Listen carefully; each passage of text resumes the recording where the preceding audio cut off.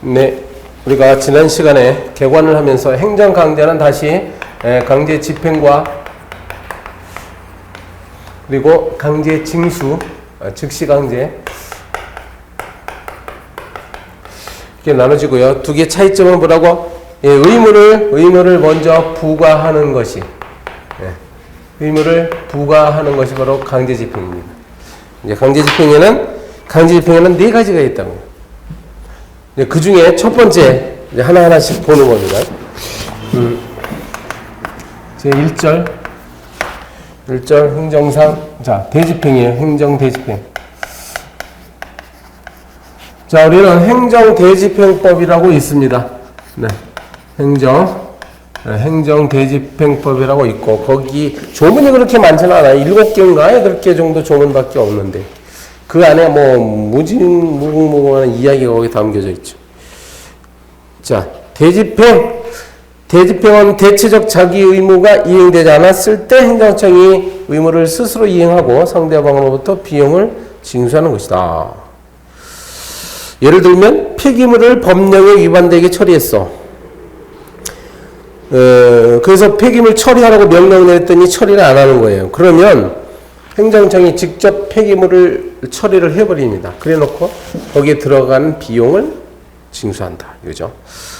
법적 근거는 행정대집행법이라고 있다고요. 행정대집행법. 그리고 다른 법률에서 이러한 행정대집행법을 이제 끌어다가 준용해서 쓰기도 합니다. 행정대집행. 자, 그림을 그려보면 이렇게 되는 거죠. 여기 이제 의무자가 있어. 의무자 A가 있는데 의무자가 의무를 이행을 안 하는 거예요. 그럼 여기에 행정청이 있다가 요 행정청은 무슨 행정청이냐면은 요 의무를 부과한 행정청이죠. A한테. 그래서 행정청이 이렇게 대집행할 수가 있습니다. 그러니까 행정청이 직접 대집행할 수도 있고, 그리고 요쪽에요 제3자가 있어가지고 대개 이제 그 용역기관들이에요. 이런 일을 해주는 민간업자들이죠. 여기에 이제 그 도급을 줍니다. 도급계약을 맺어가지고 제3자가 이렇게 대집행하는 거예요. 네. 그러면 대집행을 실행하는 주체, 실행 주체는 행정청이 될 수 있고 제3자가 될 수 있죠. 대집행은. 그런데요, 법적인 주체는 얘가 되는 거야, 행정청이. 그러니까 대집행의 주체가 누구냐 물어보면 행정청이라고 합니다. 얘는 이제 실행 주체는 될 수 있죠. 대집행은 실제로 하는 실행 주체는 될 수 있는데 법적인 주체는 될 수는 없어요. 자, 밑에 대집행 요건이 4가지가 있죠. 네, 대집행 요건. 첫 번째 뭐라고 돼 있어요? 공법상 의무다. 요즘 이행하고 있지 아니한 의무는 공법에 의해서, 행정법에 의해서 부과된 의무가 됩니다. 그러니까 민법이라는 사법상의 그런 의무는 해당이 안 됩니다. 그리고 두 번째는 그러한 의무가 뭐라고? 대체적 자기 의무에 든다. 대체라는 말은 제3자가 대신 해도 되는 의무다. 자기는 하는 의무죠. 안 하는 의무가 아니라 하는 의무. 저걸 철거해야 되는 의무, 폐기물 처리해야 되는 의무. 예, 이것과 관련해가지고 거의 몇 가지 알아둘 게 있죠. 거기 보시면, 부작위 의무라는 거는, 보세요. 지금 자기 의무라고 했다고, 자기 의무. 따라서, 부작위 의무를 위반했다. 이거는 바로 대집행이 될 수 없습니다. 요건 이제 자기 의무로 전환시켜 놓고 그 다음에 대집행할 수 있다는 거야. 무슨 말인 거 아니요? 자, 이제 공무원이 어디 단속하러 나갔더니 여기 이제 위법한 건축물이 지어져 있는 걸 발견했어요. 그럼 요 상태 있죠? 요 상태는 요걸 건물을 지은 사람은 이른바 부작위 의무를 위반하고 있는 중입니다. 현재. 왜 그래요? 부작위 의무. 위법한 건축물을 지어서는 안 되는 의무죠. 근데 지었잖아. 그러니까 이 상태 있죠? 요 상태는 부자기 의무를 위반한 상태일 뿐이야, 그냥. 따라서 아직 자기 의무 위반이 아니기 때문에 아직 대집행 못합니다. 이 말은 위법한 건축물을 발견하는 즉시 바로 대집행할 수는 없어요. 뭔가 자기 의무로 바꿔줘야죠. 예를 들어서 철거를 해야 되는 의무로 바꿔줘야 돼. 그러기 위해서는 전환 조치가 필요하고, 이게 뭐냐? 철거 명령을 내리는 거지. 네, 알겠습니까? 네. 그래서 이게 철거 명령 내리는 거예요, 일단 철거 명령 내려놓고, 그 주어진 기한 내에 여전히 철거를 안 하죠? 그때 비로소 이제 대집행 절차로 들어갈 수가 있는 거예요. 정리합니다. 부자의 의무 위반 상태로는 안 되고, 이걸 자기 의무로 전환시킨다. 자기 의무로 전환시킨 다음에 그 자기 의무 위반을 이유로 대집행을 할 수가 있다. 자, 또 하나 쟁점이 하나 있죠. 네, 쟁점이 하나 있습니다. 또 하나. 뭐냐면, 어떤 토지나 건물로부터 인도를 해야 되는 의무 있어. 인도 의무. 토지나 건물을 인도한다는 말은 뭘까요? 여기 이건 동산이죠. 동산을 인도한다는 건 말이 돼. 근데 토지나 건물은 부동산이거든.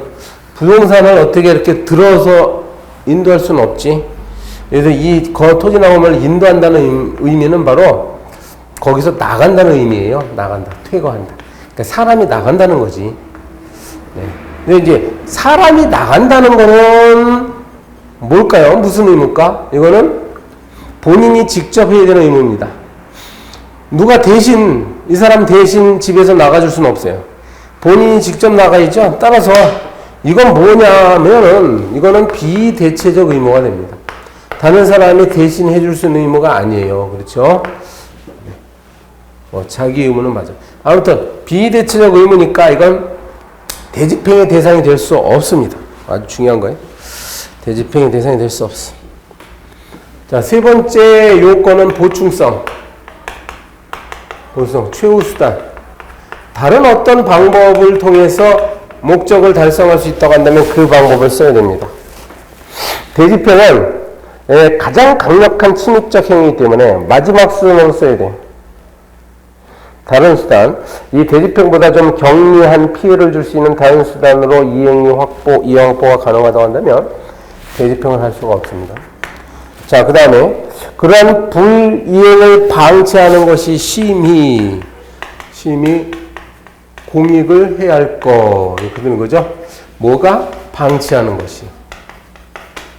이렇게 위법한 건축물을 짓고 살고 있는데 이 사람은 이 상태를 그대로 방치하는 것이 심히 공익을 해야 할 정도에 이르면 그때 대집행할 수 있어요. 이게 만약에 이게 어느 그냥 두메산골 주변에 아무도 안 사는 사람 안 사는 곳에 그냥 오두막집 하나 무허가로 짓고 살고 있는 사람이 있다고 합시다. 오두막집 하나 무허가로 되게 시골에다 건축허가를 받겠어요? 다 무허가지. 근데 굳이 그런 것까지 그 할아버지 할머니 둘이서 살고 있는데 오두막집 거기 가서 막 불도저로 밀고 대집행할 필요가 있겠습니까? 그렇죠? 그러니까 이거는 공익을 해야 한다는 목적까지 이런까지 있어야 돼. 저 건물이 뭐 크게 교통을 방해한다거나 그런 문제점이 있어야지. 됐습니다. 이 네 가지.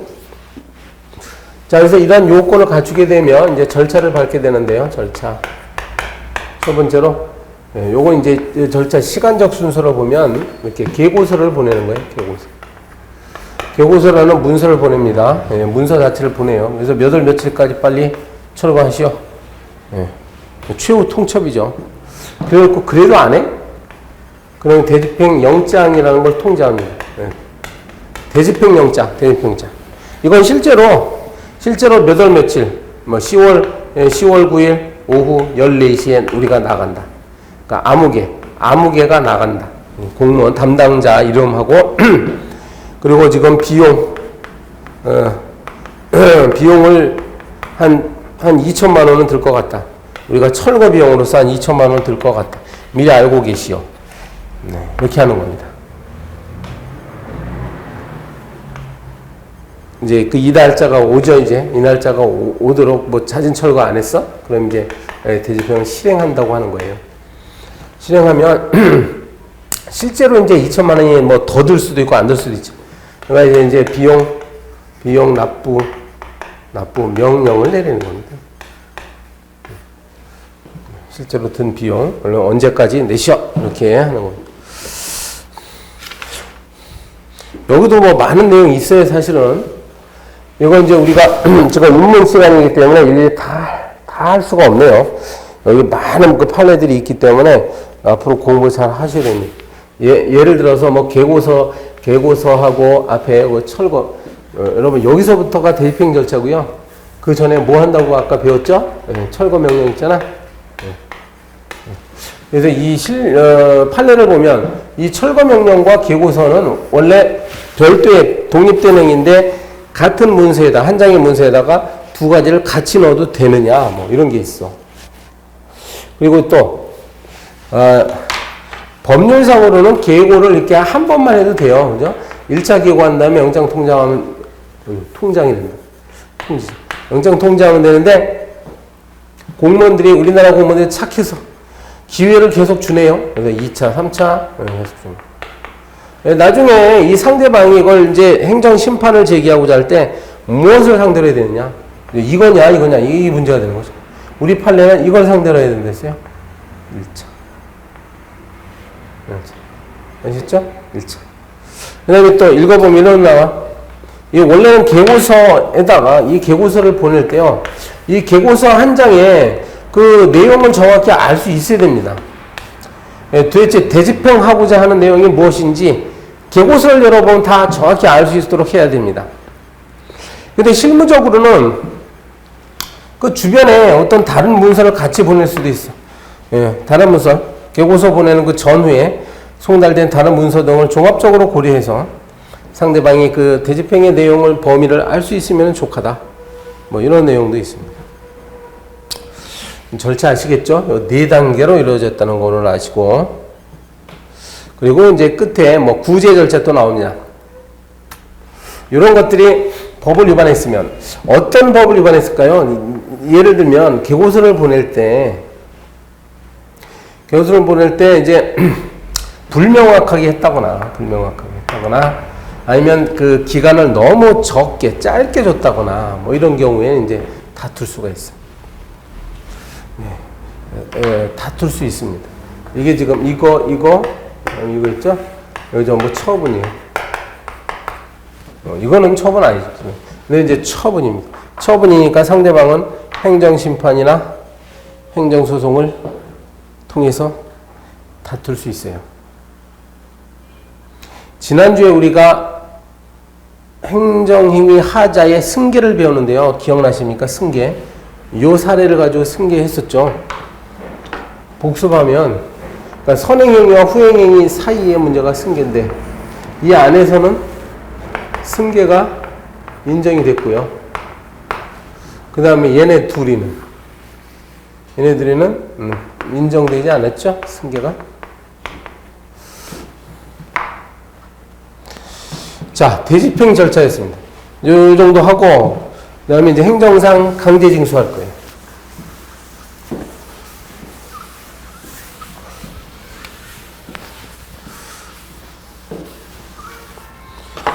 강제징수는 자, 2절입니까? 2절?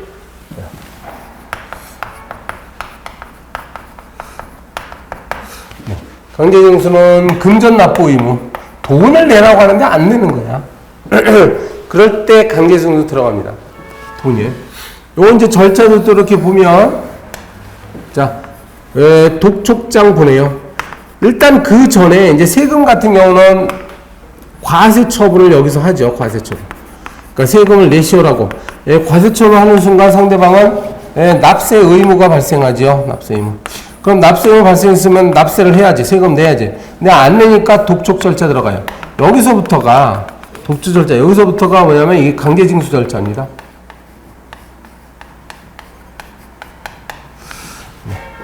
독촉장 보내고요. 독촉장 보내는데 자, 독촉장 보냈음에도 불구하고 안 내죠. 그러면 어느 순간부터 이제 우리가 체납 처분 절차를 들어갔다라고 표현합니다. 체납 처분. 그죠? 그러니까 독촉은 체납 처분에 안 들어가는 거야. 그 어느 순간 이제 실제로 돈을 빼앗으려고 하는 거예요. 돈을 강제적으로 취득하려고 하는 게 체납 처분입니다.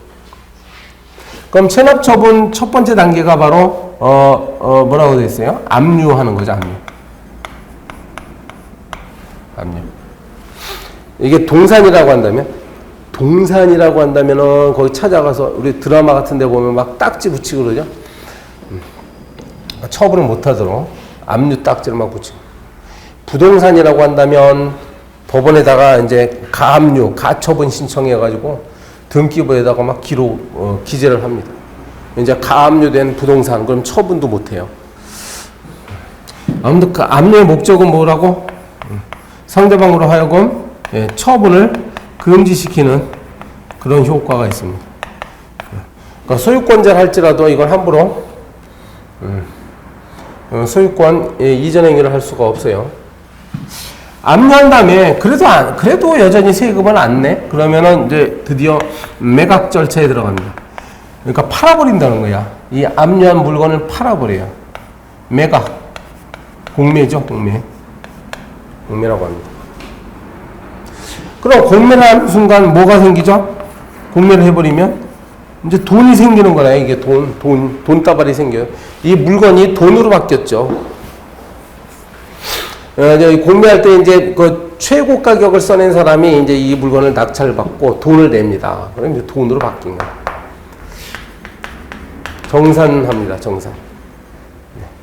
예를 들어서 지금 세금을 안 낸 게 금전 여기서 만약에 1천만 원이라고 합시다. 만약에 세금을 현재 안 낸 게 1천만 원이야. 근데 요게 이제 돈으로 바꾸고 나니까 2천만 원짜리였어. 요 물건이 2천만 원이 생겼어요. 그럼 2천만 원 가지고 어떻게 처리하는지 아세요? 2천만 원 정산할 때 순서가 있습니다. 이렇게 2천만 원 이제 배분을 해야 되는데 요 그 강제 징수 비용이 있죠. 체납 비용, 체납 처분 비용, 체납 처분 비용에다가 충당하고, 그리고 남은 게 있으면 국세에다가 충당합니다. 원래 1,000만 원 저거 이게 국세예요. 그 다음에 그동안 계속 밀렸으니까 여기 이자가 붙었겠죠. 가상도 이렇게 순서예요. 이렇게 합니다. 이게 대략적인 절차고요. 기타 여러분 뭐 압류해서는 안 되는 물건 같은 게 있으니까 봐두시기 바랍니다. 압류해서는 안 되는 거. 거기 동그라미 이번에 체납자와 그 동거 가족의 그 생활상 없어서는 아니 될 의복, 침구, 가구, 주방구, 그리고 필요한 3일간의 식료와 연료. 자, 요거는 압류할 수 없습니다. 그 다음에 그 위칸으로 가면 독촉, 체납 납부기 한 경과후 10일 이내에 독촉장 보내도록 되어 있고요. 됐죠? 그 정도 하시면 됩니다.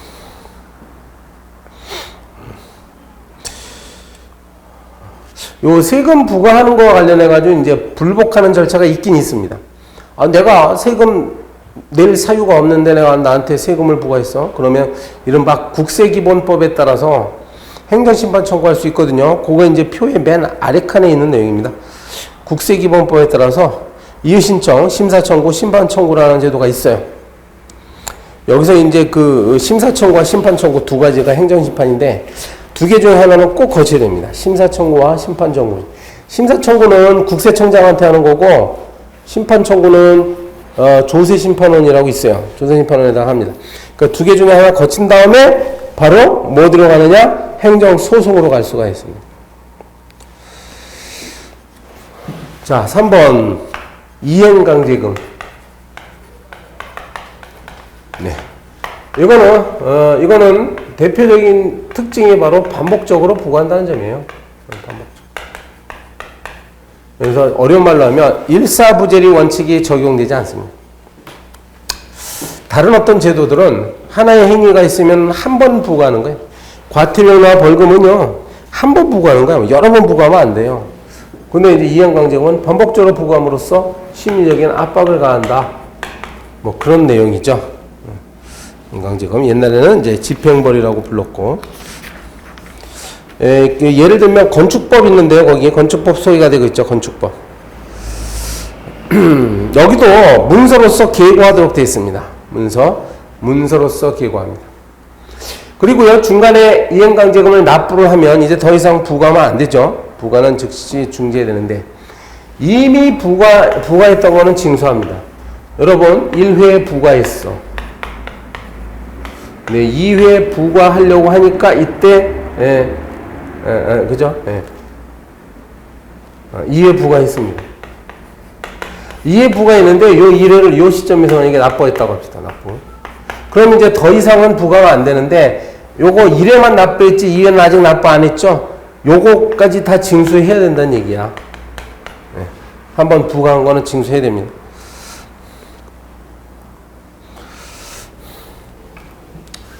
자, 그리고, 그 다음에 이제 강제집행의 네 번째가 바로 직접 강제가 있으니까, 시험 문제에서는 직접 강제의 종류 같은 걸 물어봐요. 상대방의 재산이나 신체의 실력을 가해서 직접 의무 이행을 실현시키는 거. 어떤 것들이 있나 보시라고. 그 세 번째 칸에 보면 일반법은 없는데 뭐 공중위생관리법 같은데 이제 영업소 폐쇄 조치 같은 게 있습니다. 도로법, 식품위생법, 출입국 관리법. 이 출입국 관리법은요, 불법 체류자, 그러니까 외국인이 한국에 불법 체류하고 있어. 그럼 이제 퇴거 조치 해버립니다. 퇴거 명령 내리는데 퇴거를 안 해. 그럴 때는 그땐 체포에다가 잡아다가 강제 출국시켜버립니다. 이게 이제 직접 강제 하나예요. 자, 여기까지가 강제 집행 4가지였어요. 그 2절은 즉시 강제라고요. 즉시 강제. 이게 특징은 뭐라고요? 의무를 부과하지 않습니다. 의무를 부과할 만큼 그렇게 시간 여유가 없거나 그런 경우에요. 위험이, 왜 그러냐면 위험이 절박한 상태이기 때문에 이제 의무를 부과할 그럴 겨를이 없다. 직접 힘을 가합니다. 이것도요, 여러분 이제 시험 문제에서는 즉시 강제인 걸 찾아봐라, 뭐 이런 문제를 냅니다. 즉시 강제. 그럼 아까 왼쪽 페이지에 있던 이 직접 강제하고요, 직접 강제하고 잘 구별해야 돼요. 직접 강제하고 즉시 강제하고 얼핏 보면 비슷해. 그런데 이제 하나는 어떻게 비교합니까? 차이점, 큰 차이점이 뭐라겠어요? 미리 의무를 부과했으면 그건 직접 강제예요.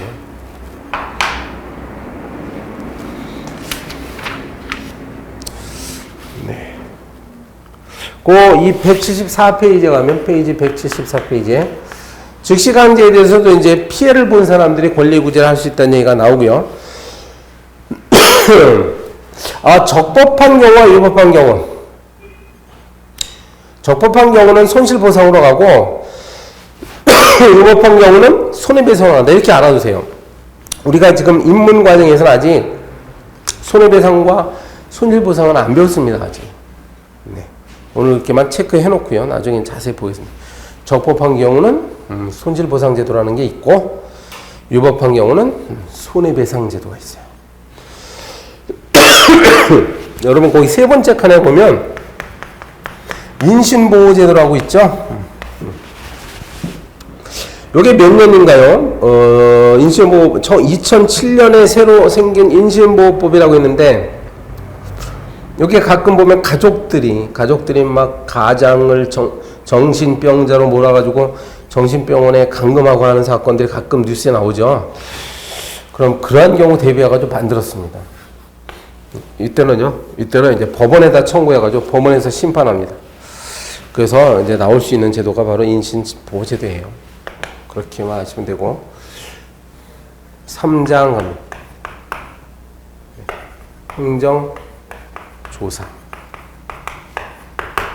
행정조사.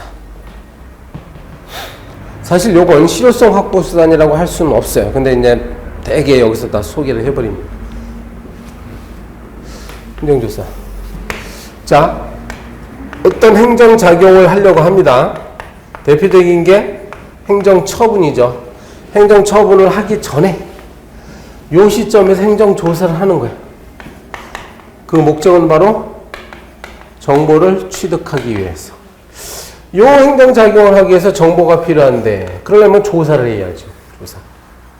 예를 들어서 이제 세금을 부과하려고 해. 예, 세금을 부과하려고 하는데 이 사람이 실제로 어떤 얼마만큼 지금 소득이 있는지, 소득 활동이 얼마만큼 이루어지고 있는지 알고 싶어. 그럼 조사를 해야 될 거 아니야. 그렇죠? 지금 또 철거 명령을 내리려고 해. 철거 명령인데 실제로 위법한 행위를 하고 있는지를 알아야 될 거 아니에요. 그러면 위법한 행위 여부, 이런 게 다 정보예요. 그래서 공무원들이 현장에 직접 나가서 조사하는 수도 있고 뭐예요? 여러 가지 이따가 보게 되는데요. 뭐 문서를 제출하라, 행정기관에 출석해서 보고하라, 그다음에 샘플을 취득하라, 샘플을 취득하는 여러 가지 방법들이 있습니다.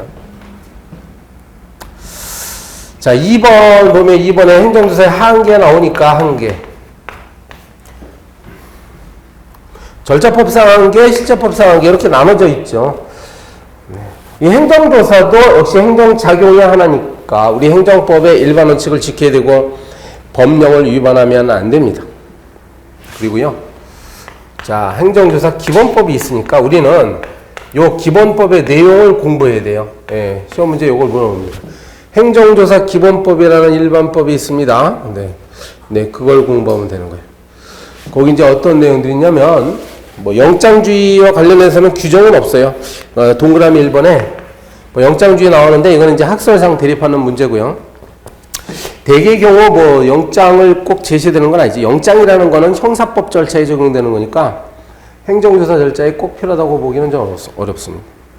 요 증표 제시해야 된다는 건 조사기본법에 나와요. 공무원은 증표를 제시해야 되고요. 그 다음에 시간적 한계. 이 야간 시간에는 하면 안 돼. 즉 일몰 후 일출 전에는 하면 안 되도록 되어 있어. 단 예외는 있겠죠. 가령 나이트클럽 같은 데 조사한다 그러면 실제로 영업을 밤에 하고 있으니까 밤에 갈 수밖에 없지.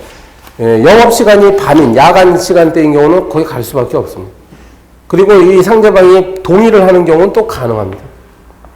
야간이 아니고서는 행정 목적을 달성할 수 없을 때, 그럴 때 야간에 갈 수 있어요. 그리고 실력을 행사할 수 있는가 문제, 이거는 이제 법의 규정은 없습니다. 네, 근데 이제 이것도 뭐 견해가 대립하는 문제고요. 정보 연계 등 제한, 공무원 행정조사를 통해서 얻게 된 비밀을 함부로 누설하면 안 된다는 건 너무나 당연한 거죠. 그 다음 페이지에 가면 방법 나옵니다. 대상과 방법. 조사 대상자는 행정조사 목적과 관련된 사람을, 적절한 사람을 잘 선정해야 되겠어요. 엉뚱한 사람을 선정하면 안 되고요. 그다음에 조사 방법. 조사 방법에는 여러 가지가 있다. 이제 현장 조사뿐만 아니라 출석 진술 요구, 보고 요구, 자료 제출 요구, 시로 채취, 현장 조사 방법 많습니다. 그리고 인터넷과 같은 정보통신망을 이용해서 할 수도 있고, 현장에서 물건이나 서류들을 영치할 수 있어요. 행정기관으로 물건을 갖고 가는 걸 영치라고 합니다. 그때는 그 관계자가 입회한 상태에서 해야 돼요. 공동조사나 중복조사는 해서는 안 되죠. 이런 거는. 똑같은 사안을 가지고 여러 부서에서 어제 나오고 내일 나오고 모레 나오고 그러면 안 되고 같이 하도록 돼 있어요. 이게 공동조사입니다. 그리고 중복조사는 한 번 했던 걸 또 하고 하면 안 되는 거야. 중복조사 금지입니다. 자, 거기 실시 절차와 관련해서 사전 통지해야 돼요. 미리 알려줍니다. 7일 전까지. 이렇게 조사 나가기 전에 7일 전까지 현장조사 보고서 같은 걸 보내줘야 돼요. 서면으로. 그럼 상대방이 받겠죠. 상대방이 이제 조사 연기 신청할 수 있어요. 이러이러한 사정에 따라서 다음에 합시다. 이게 연기 신청할 수 있고. 그리고 전문가 참여할 수 있고요.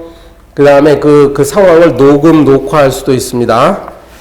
나중에 결과 통지하는 것도요, 1일 이내에 해야 됩니다. 그러니까 사전에 통지하는 것도 7일 전. 행정조사가 끝난 다음에 결과 통지하는 것도 7일 이내. 77이에요, 77. 그 오른쪽 페이지에 뭐 권리구제 나오는데 이거 똑같아요. 그래서 뭐 위법이냐 적법이냐에 따라서 위법은 어떻다고? 위법은 손해배상 사건으로 가는 것이고 적법은 이제 손실보상 해주면 됩니다. 여기까지가 바로 뭐겠어요? 여기까지가 그 전통적인 방법들이다 이거지. 전통적인 방법. 그럼 남은 게 뭡니까? 그러니까 최근에 새로운 어떤 방법들이 또 만들어지고 있다. 기타 실효성 없고 있다. 거기 첫 번째 가산세, 가산금과 가산세 이렇게 나오죠. 요거는요 지연된 것에 대한 어떤 그 이자의 역할을 하는 겁니다. 우리 집에서 세금 고지서 받아보시면 오른쪽에 위에 납부 금액이 있고 거기 빨간 글씨로 또 기한을 넘겼을 때 조금 더 한 몇천 원 더 붙여가지고 내라는 돈이 있죠. 그게 바로 가산금이에요.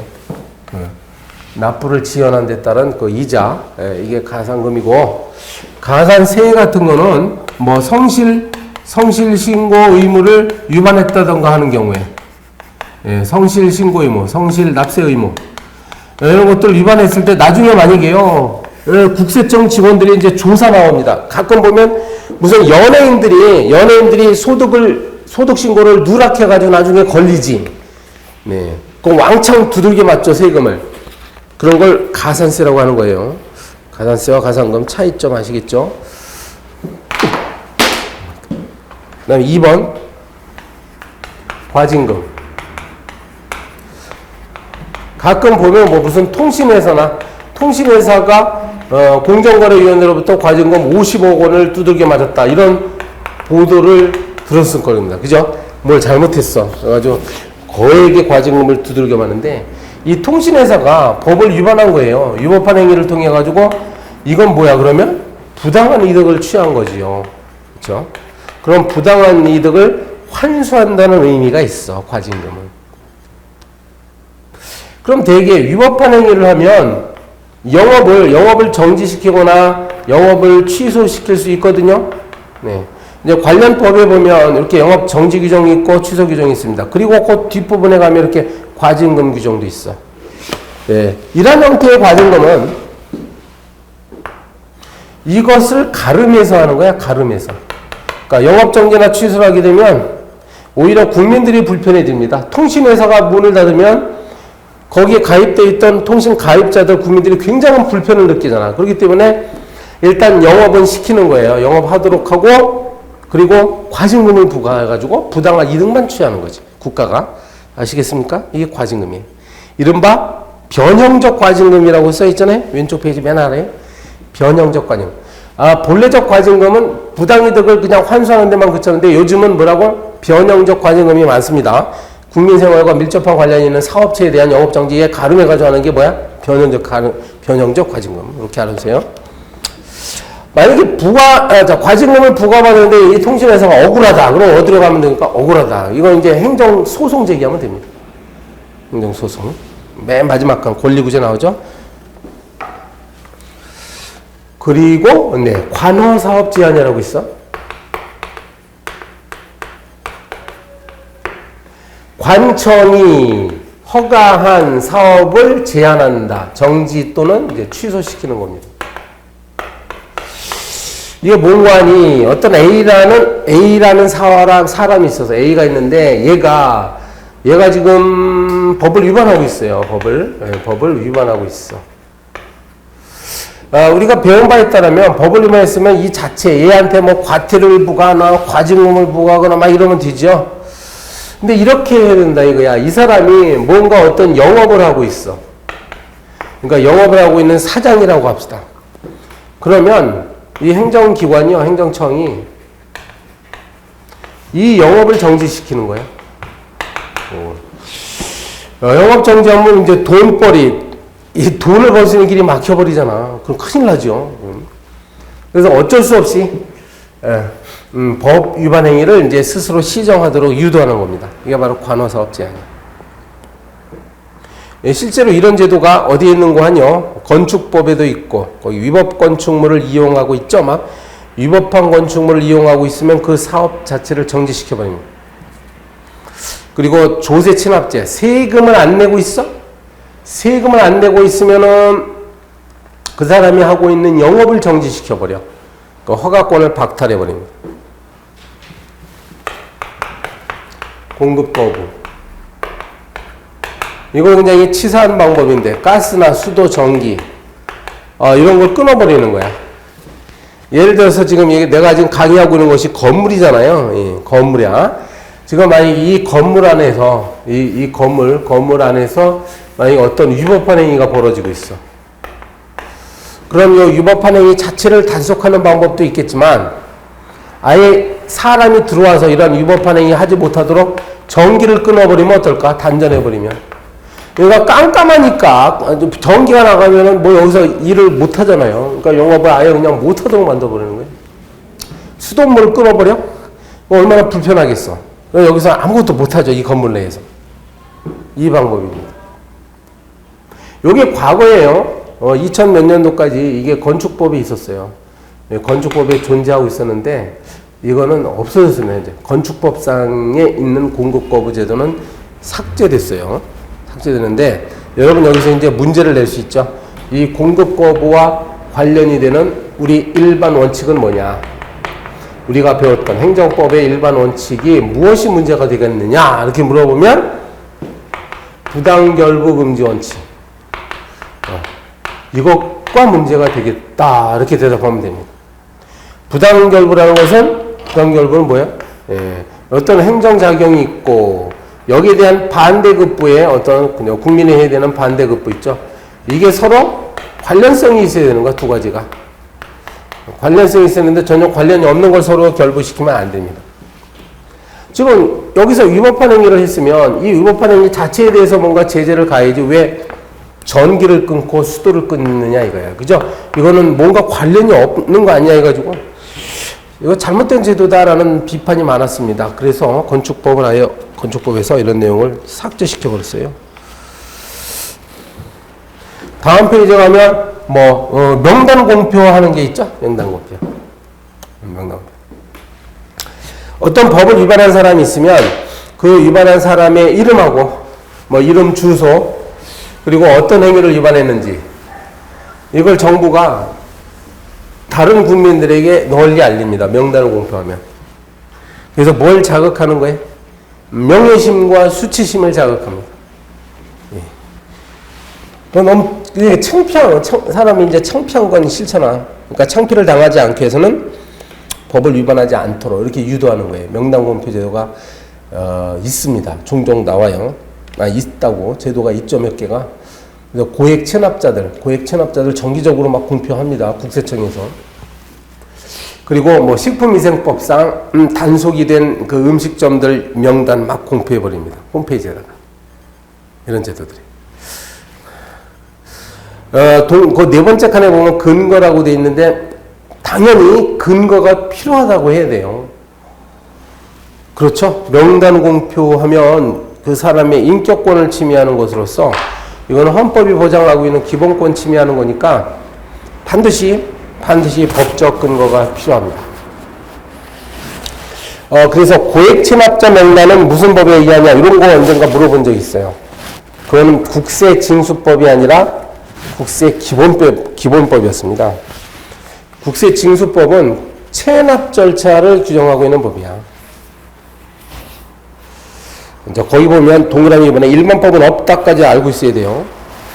명단 공표에 관한 법 이런 거 없습니다. 그러니까 각 개별법에 따라서 이게 처리가 됩니다. 거기 한계, 항상 문제가 되는 게 프라이버시가 문제되는 거예요. 프라이버시와 국민의 알 권리가 막 충돌한다는 거예요. 국민들은 알고 싶죠. 한편에서 알고 싶어. 법 위반자들이 누군지 알고 싶은데 그걸 공개를 하면은 그 당사자의 프라이버시, 사생활이 침해됩니다. 요게 이제 두 가지가 부딪히는 문제고. 우리 시험범위와는 벗어나는 겁니다만, 우리 헌법학에서 기본권이 충돌한다는, 기본권 충돌의 개념이에요, 바로 이게.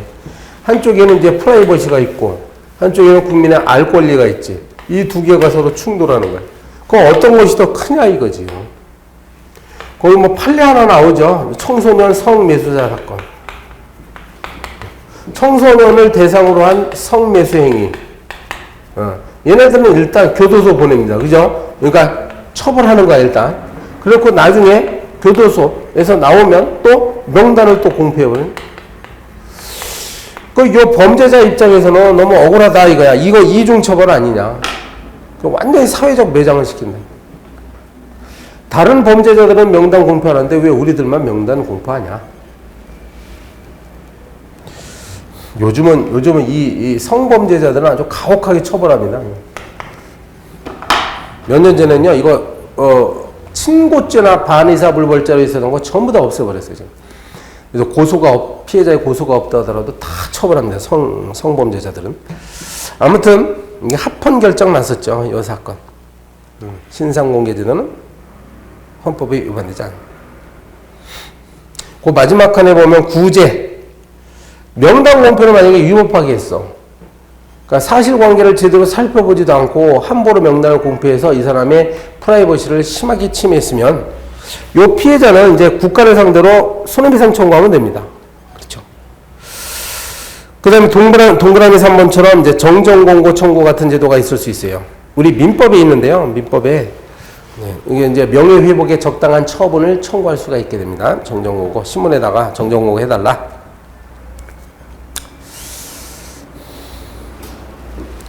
그리고 마지막 페이지로 기타의 수단. 네.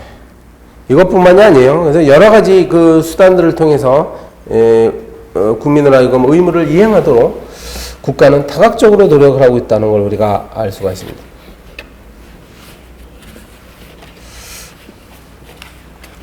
네, 입문 과정에서 우리가 다룬 내용들은 앞으로 여러분 시험 범위 내에 있는 걸 모두 100% 다루지는 않았습니다. 뭐 시간도 많이 부족하기 때문에 제가 나름대로 해서 이제 크게 세 파트로 나눴죠. 그 총론 부분하고 그다음에 그 행정작용. 국가는 어떤 방법을 통해서 행정작용을 하는가 배웠고 3편에서는 뭡니까?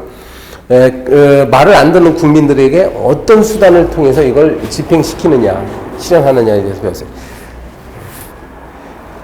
제가 나름대로 이 세 가지가 이제 일단 여러분 처음 행정법을 공부하시는 분들은 이렇게 해가지고 맛을 보기를 원했던 겁니다. 제가. 그러면 네, 4주에 걸쳐서 여러분 고생 많이 하셨고요. 이제 앞으로 다음 주부터 우리가 이제 본 강의로 들어가겠습니다. 여러분 그 기회에 다시 한번 찾아뵙도록 하겠습니다. 네, 앞으로 열심히 공부하시기 바랍니다. 네, 수고 많이 하셨습니다.